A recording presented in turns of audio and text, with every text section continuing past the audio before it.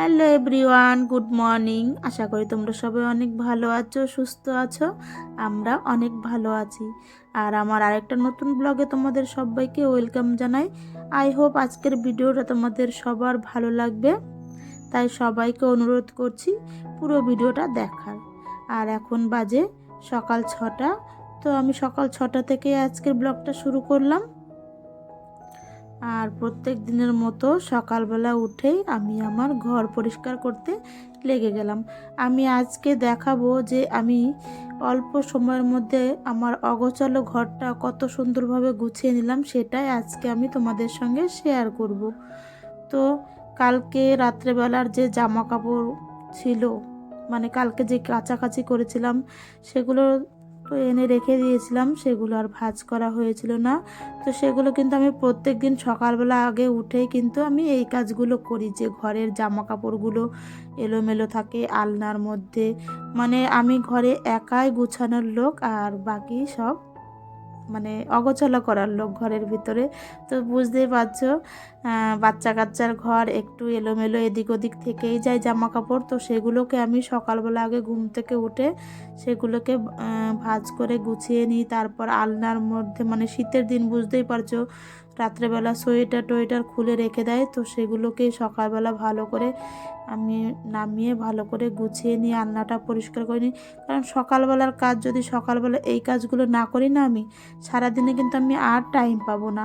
তাই আমি চেষ্টা করি প্রত্যেক দিন সকালবেলা উঠে আগে এইগুলোকে গুছিয়ে একটু পরিষ্কার করে নিতে। আর ঘরে দেখবে যদি আলনা বা বিছানাটা যদি পরিষ্কার করে একদম গোছানো থাকে, তাহলে ঘরটা কিন্তু এমনিতেই সুন্দর লাগে দেখতে।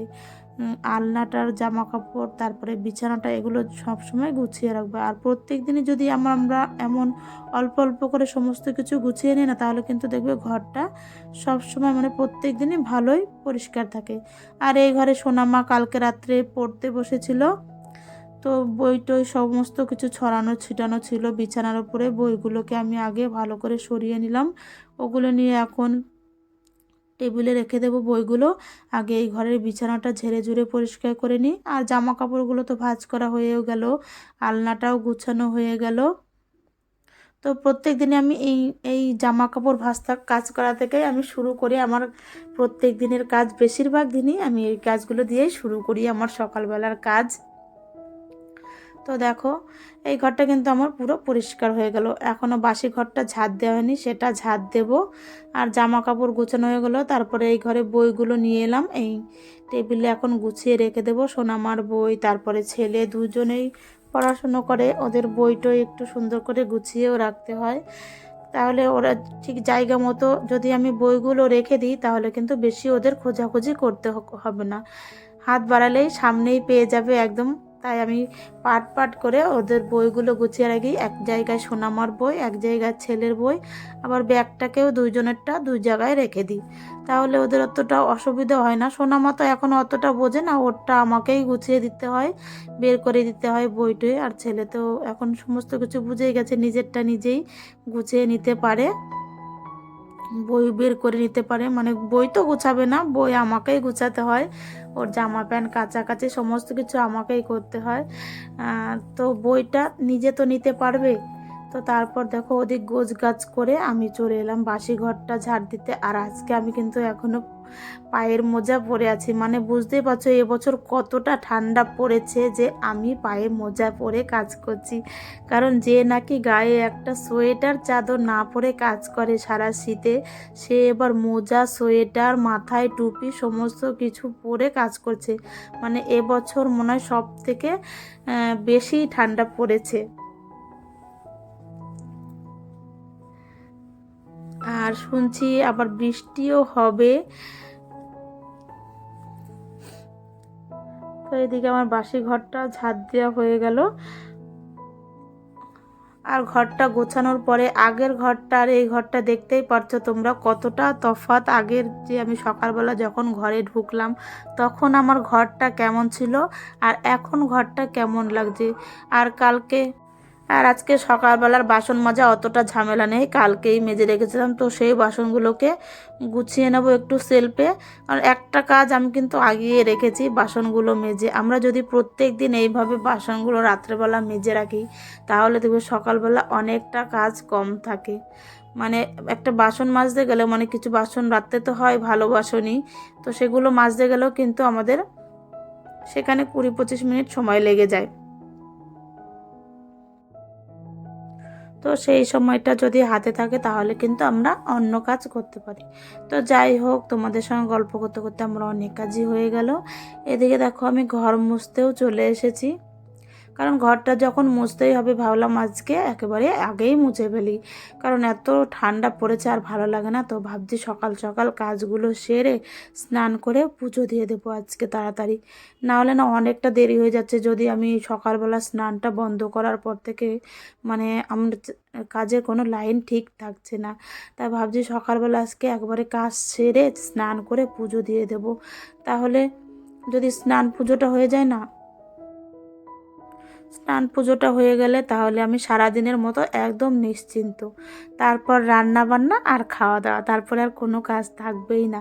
তো এই যে দেখো আমি চান করে পুজো দিতেও এসে গেছি, আর আমার পুজো হয়ে, আর সকাল সকাল পুজো হওয়া মানে অনেকটা কাজ আগিয়ে যাওয়া, মানে 100-র মধ্যে 50 ভাগ কাজ আমার হয়েই গেল মনে হয়। তো দেখো তারপর সোনামা এইমাত্র ঘুম থেকে উঠলো, তো ওকেও একটু ফ্রেশ করাতে হবে, তাই একটু দাঁতটা ব্রাশ করিয়ে দিচ্ছি সোনামাকে। ও পারে একা একা, কিন্তু শীতে আর জল ঘাটতে দিচ্ছি না সোনামাকে, ও একাই ব্রাশ করতে পারে।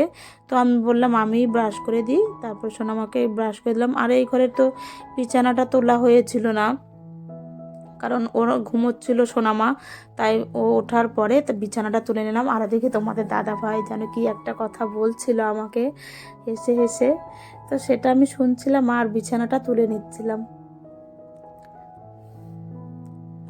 আর বেশি বেলা অবধি বাসি বিছানা ঘরে থাকলেও দেখবে ভালো লাগে না। তো আমার তো আজকে মেন কাজটাই হয়ে গেল, স্নান পুজো, আর তো কোনো ব্যাপার নেই। তো এখন ধীরে সুস্থে আস্তে আস্তে আমি কাজগুলো করতে পারবো। আর আমার ঘরটাও সুন্দর গোছানো হয়ে গেল, সমস্ত ঘর।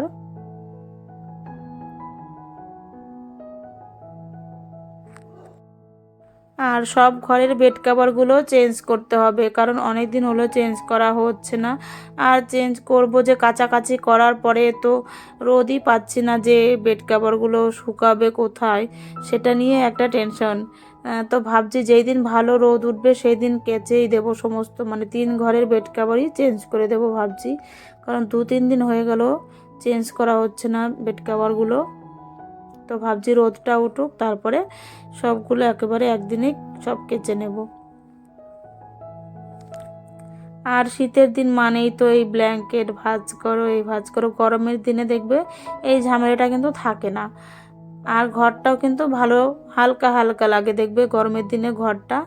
এই আর এই শীতের দিনে শীতের পোশাক ব্ল্যাঙ্কেট এই সমস্ত কিছু দিয়ে ঘর মনে হয় একটা গুমোট গুমোট ভাব, মানে ঘর ভার হয়ে, মানে ভারী হয়ে আছে ঘরটার, ভালো লাগে না। আর গরমের দিনে তখন জানলা দরজাগুলোও খোলা থাকে আর ঘরের মধ্যে এত গ্যাঞ্জাম থাকে না, মানে শীতের পোশাক ব্ল্যাঙ্কেট এই সমস্তের তো কোনো ঝামেলা থাকে না, ঘরটা ভালোও লাগে।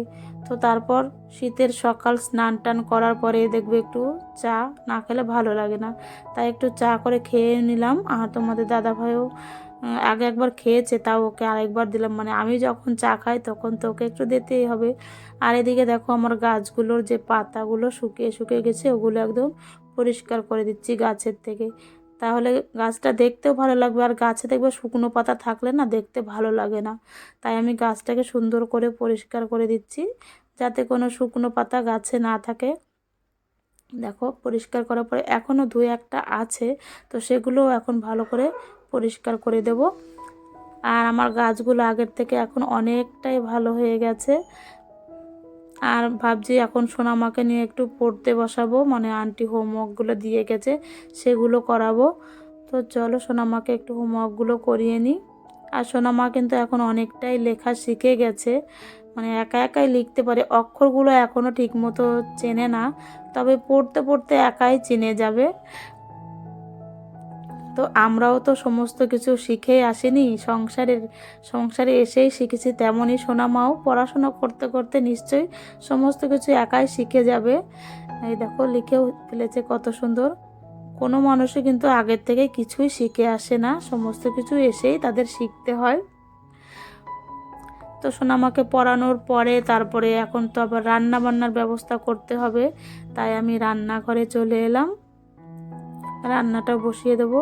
আর তোমরা ভাবছো হয়তো লিপস্টিক দিয়েছি কেন, আমি এক জায়গায় গিয়েছিলাম তাই একটু লিপস্টিক দিয়েছিলাম, তো সেটা আর তোলা হয়নি। তোমরা হয়তো ভাববে রান্না করছে লিপস্টিক দিয়ে, সেটা আবার ভেবো না তোমরা, কারণ আমি একটা জায়গায় গিয়েছিলাম তাই তখন একটু লিপস্টিক দিয়েছিলাম, তো সেটা আর তোমাদের সঙ্গে শেয়ার করা হলো না কোথায় গিয়েছিলাম আমি। তো দেখো এসে তারপর আমি কিন্তু ঝটপট রান্না করে নিচ্ছি, কারণ যাওয়ার কোনো প্ল্যান ছিল না, হঠাৎ করেই সেখানে গেলাম। তো এসে তারপরে রান্না বান্না বসালাম। আজকে করব পেঁয়াজকলি আলু ভাজা, মানে ফুলকপি দিয়ে পেঁয়াজকলি দিয়ে আলু দিয়ে ভাজা করব, আর শিম দিয়ে আলু দিয়ে কাতলা মাছের ঝোল করব। শিম দিয়ে আলু দিয়ে আমি কোনোদিনও এর আগে খাইনি কাতলা মাছের ঝোল, আজকেই প্রথম করছি। তো রান্না করার পরে মানে আমি খাওয়ার পরে ভয়েসটা দিচ্ছি, ভালোই হয়েছিল খেতে, প্রথম খেলাম কিন্তু ভালোই লাগলো খেতে। আর এর মধ্যে যদি একটু ডালের বড়ি দেওয়া যেত না তাহলে আরও ভালো লাগতো, কিন্তু আমার ডালের বড়িটা ঘরে ছিল না, তাই আর ডালের বড়ি দেওয়া হয়নি। একদম প্লেন আদা বাটা জিরে বাটা দিয়ে করব মাছটা। তো এদিকে দেখো শিম আলুটা ভাজা হওয়ার পরে আমি তারপরে আদা বাটা জিরে বাটা একটু লঙ্কার গুঁড়ো ভালো করে মশলাটা কষিয়ে হালকা একটুখানি জল দেব, কারণ আমরা দুজন খাবো সেই হিসাবে দেব জলটা, বেশি ঝোল রাখলেও আবার ভালো লাগবে না খেতে, তাই একদম ঝোলও থাকবে না একদম গামাখাও থাকবে না, মানে মাঝামাঝিই থাকবে। তো দেখো মাছের ঝোলটা ফুটে গেছে, আর ওদিকে বসিয়েছি ভাত, আর ভাজা তো আমার আগেই হয়ে গেছে। তো রান্নার ফাঁকে ফাঁকে আমি প্রত্যেক দিন যা করে থাকি সেগুলোই করছি, মানে রান্নাঘরের যত মশলার কৌটাকাটি সমস্ত কিছু একটু সার্ফের ন্যাকড়া দিয়ে মুছে নিচ্ছি। আর এইগুলো যদি দিন কাটটা দিন করে নিই না তাহলে কিন্তু রান্নাঘরটার কৌটাকাটি সমস্ত কিছু একদম পরিষ্কার চকচকে থাকবে, তেল চিটে কোনো ভাব থাকবে না, পরিষ্কার থাকবে, দেখতেও ভালো লাগে। আর তোমার একদিনে পরিষ্কার করার কোনো ঝামেলাও থাকবে না। প্রত্যেক দিনই যদি আমরা রান্নার ফাঁকে ফাঁকে এই কাজগুলো করে নিই না তাহলে দেখবে রান্নাঘরটা অনেকটা সুন্দর আর গোছানো থাকে। আর তারপর তো একটা কাজ থাকবেই রান্নার পরে, গ্যাস মোছা, এটা তো করতেই হবে আমাদের, কারণ রান্নাঘর আমরা যতটা পরিষ্কার রাখবো মা অন্নপূর্ণা মা লক্ষ্মী এরা কিন্তু ততটাই খুশি থাকবে, মানে সন্তুষ্ট থাকবে আমাদের উপরে। তাই সবাইকে রান্নার পরে রান্নাঘরটা অন্তত সুন্দর করে ক্লিন করে পরিষ্কার করে রাখা উচিত, বাসন কোসন গুছিয়ে গ্যাস ট্যাস মুছে পরিষ্কার করা রাখা উচিত, নাহলে কিন্তু মা অন্নপূর্ণা দেবী রেগে যায়। আর এদিকে দেখো আমি টাইলসগুলো কিন্তু প্রত্যেক দিনই রান্নার পরে সার্ফ দিয়ে আগে ভালো করে স্কচ ব্রাইটে ডলে তারপরে কিন্তু একটা ভেজা ন্যাকড়া দিয়ে সুন্দর করে মুছে নিই, তাহলে কোনো তেল চিটে ভাব থাকবেই না। যতই চিমনি লাগানো থাক রান্নাঘরে তবুও কিন্তু একটু তেল চিটে ভাব পড়েই যায়, তাই আমি প্রত্যেক দিনই একটু সার্ফ দিয়ে ভালো করে মুছে নিই, যত দূর আমার হাত যায় তত দূর আমি পরিষ্কার করে নিই। আর যত দূর হাত যায় না সেটা ধরো সপ্তাহে একদিন বা মাসে একদিন 15 দিনে একদিন আমি পরিষ্কার করে নিই। আর যত দূর আমার হাত যায় তত দূর আমি কিন্তু ডেইলি পরিষ্কার করে রাখার চেষ্টা করি। তো তারপরে গ্যাসের স্ট্যান্ডগুলো ধুয়ে নিলাম, আর যা বাসন কোসন ছিল আমার রান্নার পরে সমস্ত কিছুই ধুয়ে নিচ্ছি, কারণ এইগুলো তো আমাদের করতেই হবে, শুধু রান্না করলেই তো হবে না রান্নাঘরে, রান্নার পরেও কিন্তু আমাদের অনেক কাজ থেকে যায়, তো সেগুলোই করতে হয় রান্নার পরে। তো বাসন কোসন মেজে তারপর আমি এই জানলার মধ্যে রেখে দিলাম, আর কিছু বাসন গামলায়ও রেখে দিই, যেগুলো আমার সঙ্গে সঙ্গে দরকার হয় সেগুলোই আমি হাতের কাছে মানে জানলাতে রেখে দিই, আর বাদ বাকি সব গামলায় মেজে রেখে দিই। তো এদিকে আমার গ্যাস মোছা রান্না বান্না সমস্ত কিছু কমপ্লিট, এখন শুধু খাওয়া দাওয়ার পালা। তো দুপুরবেলা আমরা খেতেও বসে গেছি। তো আজকের ভিডিওটা আমি কিন্তু আর বড় করছি না, দুপুরবেলার লাঞ্চ অবধি রাখলাম, তাহলে ভিডিওটা অনেক বড় হয়ে যাবে। আর আমার ভিডিওটা ভালো লাগলে তোমরা কিন্তু অবশ্যই একটা লাইক কমেন্ট করে দিও, আর আমার পাশে থেকে। তো আজকের মতো এখানে